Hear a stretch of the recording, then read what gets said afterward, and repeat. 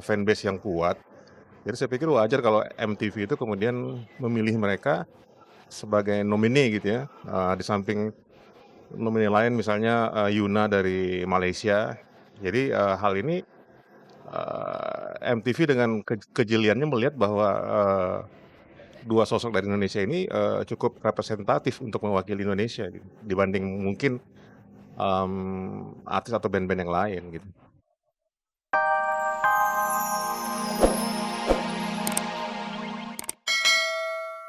Udah Ganesha ya kan, ada Dewi Durga, ini ada lagi yang di Bali nih namanya apa? Aduh lupa nih. Nah, ini Kencana. Nah, kalau ini Ramses, ini Anubis, ya kan? Kita bicara masalah Mesir kuno. Nah, di sini kan kita lihat dari siklus kehidupannya kan. Ini kan menceritakan tentang istilahnya ini kan mata Horus. Nah, mata Horus ini mata yang memantau semua kehidupan. Kalau ini kan istilahnya Anubis ini kan dewa kegelapan, dewa kematian. Nah, yang mengurus kematian-matian raja-raja Firaun. Nah, Anubis ini. Nah, itu kan dikubur, dibasem, ya kan? Nah, ini juga namanya juga disebut menara juga nih. Segitiga. Ini siklus kehidupan juga bercerita. Nah, kalau ini kan kendaraan para dewa sebetulnya, simbol keabadian. Kura-kura tuh. Nah, kalau Ganesha ini kan kalau dalam mitologi Hindu ini adalah dewa pengetahuan. Ya, disebut juga Dewi Venus. Ya, simbol Venus. Dewa cinta, Dewi cinta tuh, ya kan? Tuh. Nah, ini mah waktu di ini nih, pengen tahu aja orang Arab kalau minum sedikit gitu ya. Kalau Arab demen yang dikit. Nah, ini kayak gini-gini aja demen. Iya.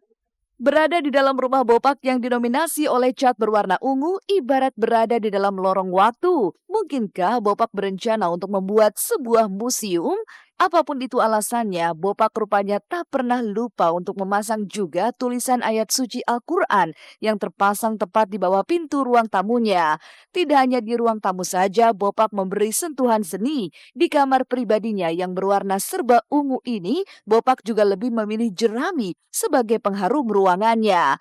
Lalu benarkah ini sebagai salah satu cara Bopak untuk menolak bala? Nah, ini namanya ayat 1000 dinar. Nah, ini nama ayat ini membawa kita keberuntungan sebetulnya doa. Nah, di situ Bopak sengaja masang surat Yasin. Nah, supaya kita dapat rahmatan alamin di sini biar hal-hal yang mengganggu kita hilang semua. Serba ungu. Bujangan ungu gini mah. Bujangan ungu tuh serba ungu. Yang ngepel sendiri, ini sendiri. Baju ngacak belum rapi tuh. Jerami sih paling buat pewangi aja. Aroma. Nah, ini aromanya nih tuh. Oh, aroma terapi. Biar kita nyaman lah. Melihat koleksi Bopak yang terpasang rapi di rumahnya ini seakan menyeratkan arti sukses yang telah dicapainya. Pasalnya benda-benda koleksi ini bukan tidak mungkin dibeli Bopak dengan harga yang cukup mahal. Melihat nilai sejarah juga lokasi pembelian benda-benda ini, benarkah jika kini Bopak telah menyiapkan dana khusus demi memuaskan hobinya berburu barang antik? Karena ini semua lahir beli dari kepuasan batin kita sendiri. Jadi nggak ada yang mahal deh. Cuman historinya aja mungkin yang kita demen gitu. Ini bagian dari sebuah ekspresi seni Bopak. Bopak mencintai karya-karya orang-orang lama, karya-karya seni orang lama kan gitu. Jadi kita ya bagian dari melindungi kan gitu. Dua, memanjakan mata kita supaya nikmat gitu. Pokoknya dengan hobi yang baru ini ya kita menyisihkan budget yang harus kita keluarkan untuk membeli barang yang kita inginkan gitu. Jadi udah dihitung-hitungannya. Besok mau beli ini biola-biola lama misalnya. Harga biola misalnya berapa ya? 1 juta misalnya. Ya udah kita simpen 1 juta kayak gitu. Ntar besok cari matromak nih yang dulu misalnya. Dapat informasi misalnya harga 500 atau 700 ya udah taruh lagi 700 kumpul. Jadi nggak merasa kita terbebani.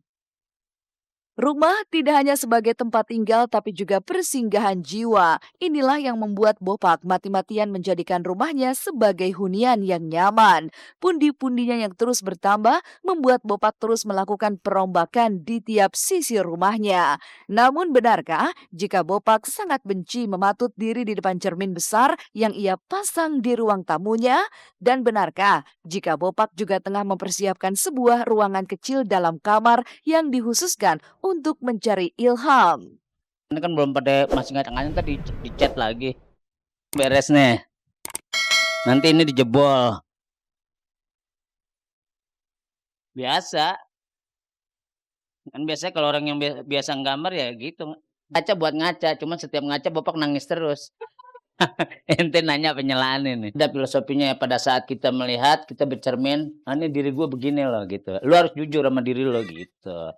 Jadi kalau ibarat kata bahasa Latin bilang ubi mene wi patria. Di mana ada kesenangan di situ ada kita. Jadi gudang sini. Tuh. Tuh gudang tuh tas-tas nih.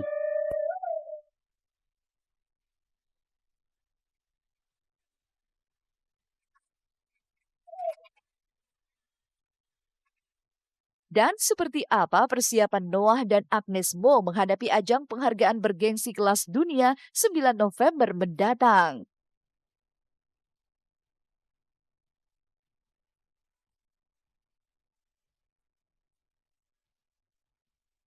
Euforia bebas murninya pentolan grup band Noah Nazril Ilham ternyata berdampak positif bagi Lukman, Uki, Reza juga David. Pasalnya, kelima cowok ini kembali digadang-gadang masuk sebagai nominasi di kategori Best Southeast Asia Act dalam ajang MTV European Music Award 2014 yang akan digelar di Glasgow, Skotlandia 9 November mendatang. Setelah sebelumnya tahun 2013 lalu, Ariel CS juga dinominasikan di kategori yang sama. Dan siapa sangka jika prestasi yang dicapai grup band Noah ini tentunya memberi warna tersendiri bagi Gracia Indri yang kini berstatuskan calon istri David.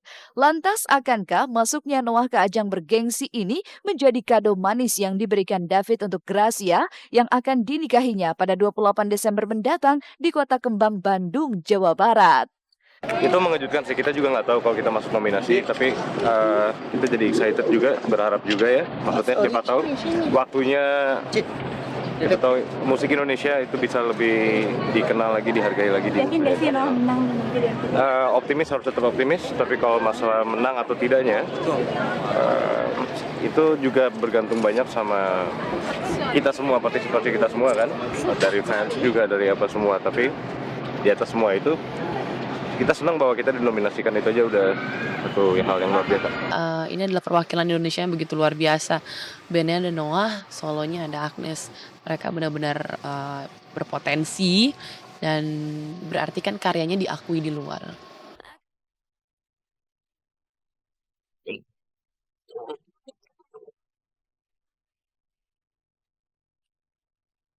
Tidak hanya Noah yang tengah berbahagia lantaran bisa kembali masuk di ajang bergengsi kelas dunia, penyanyi multitalenta Agnes Mo juga bahagia lantaran namanya kembali masuk di ajang yang sama dan masuk juga di kategori yang sama dengan Noah, yaitu di kategori Best Southeast Asia Act. Dan bagi Agnes sendiri, tentunya ini adalah buah bukti bahwa dirinya yang telah beberapa kali melakukan kolaborasi dengan beberapa penyanyi kondang memang layak dan mampu untuk diperhitungkan seperti disejajarkan dengan penyanyi kelas dunia lainnya.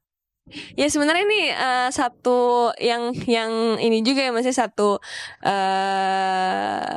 yang perlu disyukuri juga gitu kan, karena aku juga diteleponnya sama label aku kan. Jadi MTV EMA itu sendiri kan ngonteknya Sony di US, dan mereka kontak aku gitu, kasih tahu ke manajemen aku, oh ya dapat ini nominated, ada jadi salah satu nominees. Dan itu bagus banget juga karena tiba-tiba tuh, karena itu kan lagi aku dalam, ada yang tadi aku bilang ya, ada perubahan-perubahan yang bagus itu tadi ya.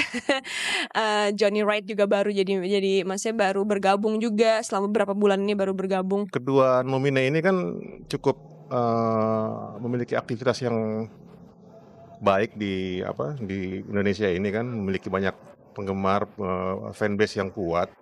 Jadi saya pikir wajar kalau MTV itu kemudian memilih mereka sebagai nomine gitu ya, di samping nomine lain misalnya, Yoona dari Malaysia.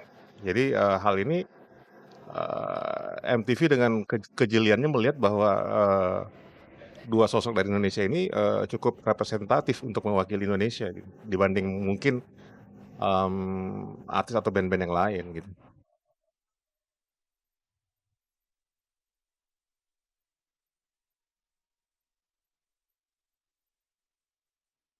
Penyanyi pendatang baru Tiffany Kenanga akan kembali menggebrak panggung musik tanah air lewat tembang andalan milik penyanyi 3 zaman Titiek Puspa.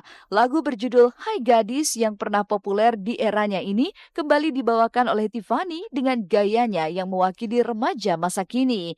Lihat saja aksi Tiffany saat pembuatan video klipnya kemarin. Dengan mengusung tema energik dan santai, Tiffany mampu menghidupkan kembali lagu Hai Gadis tanpa mengubah esensi keasliannya. Lagunya kan juga remaja banget, jadi make up-nya juga natural aja. Konsep video klipnya kekaguman aku sama kakak dan pengharapan aku lah untuk kakak. Dan di sini juga kelihatannya adiknya juga nggak so tahu gitu, karena lagu yang sebelumnya kan juga ini soal kakak nasehatin adiknya gitu. Jadi di sini dibuatnya juga nggak ada yang sok dewasa atau so tahu lah soal kehidupan orang-orang yang lebih dewasa.